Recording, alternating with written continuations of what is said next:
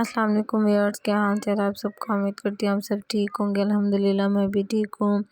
जैसा कि आप देख रहे हैं कि मेरे हाथ में रैपुंज़ल का बेबी है और ये बहुत ज़्यादा क्यूट है और ये बहुत ज़्यादा वीक था। एक्चुअली मेरा इस पे बिल्कुल भी ध्यान नहीं गया और जिन दिनों में मैंने इसको बाहर निकाला हुआ था उन दिनों में सर्दी भी बहुत ज़्यादा थी, तो एक्चुअली मैं इसकी वीडियो वगैरह रिकॉर्ड करना चाहती थी, लेकिन मुझे नहीं था पता कि सबसे वीक बेबी ही मैंने एक दो बार अपने हाथ में लिया और पता नहीं अब वो वीक बहुत ज़्यादा था, फीड नहीं कर रहा था, क्या मसला हुआ जिसकी वजह से वो मर गया, मुझे बिल्कुल भी समझ नहीं आई। तो मेरी आदत है कि मैं डेली रैपुंज़ल की किटन्स जाके चेक करती। दिन मैं उठी और मैंने रैपुंज़ल के बेबी जाके चेक किए तो मुझे एक बेबी नज़र नहीं आ रहा था।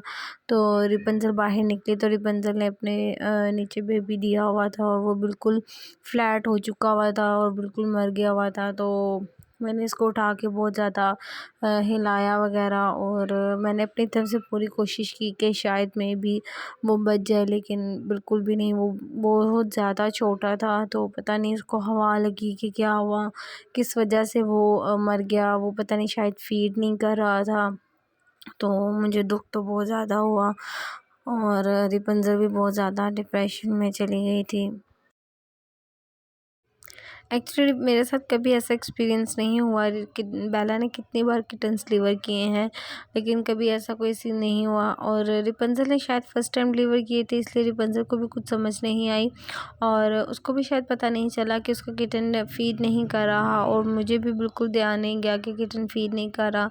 तो इस वजह से मुझे बिल्कुल समझ नहीं आई और अभी तक नहीं आ रही कि उसकी डेथ क्यों हुई, शायद फ़ीड ना करने की वजह से या फिर उसको हवा लग गई। मैंने 2-3 बार उसको निकाला था और ठंड बहुत थी। आज से पहले वैसे मैंने कभी इतने छोटे किटन को बाहर नहीं था निकाला, शायद मेरी ही गलती हुई और मुझे बिल्कुल समझ नहीं आई। मुझे अफ़सोस तो बहुत था कि शायद मेरी कोई गलती की वजह से वो बेचारा अपनी ज़िंदगी से हाथ धो बैठा। जब किसी कैट के बेबी की डेथ होती है तो उसको समझ आ जाती है कि मेरा किटन जो है बिल्कुल अब अलाइव नहीं है। तो रैपुंज़ल को समझ आ चुकी थी। रैपुंज़ल ने 1-2 बार उसको हिलाने की कोशिश की थी, लेकिन जब उसे समझ आ गई कि ये अब मर चुका है तो फिर रैपुंज़ल भी उसको इग्नोर करके चली गई थी वहाँ से।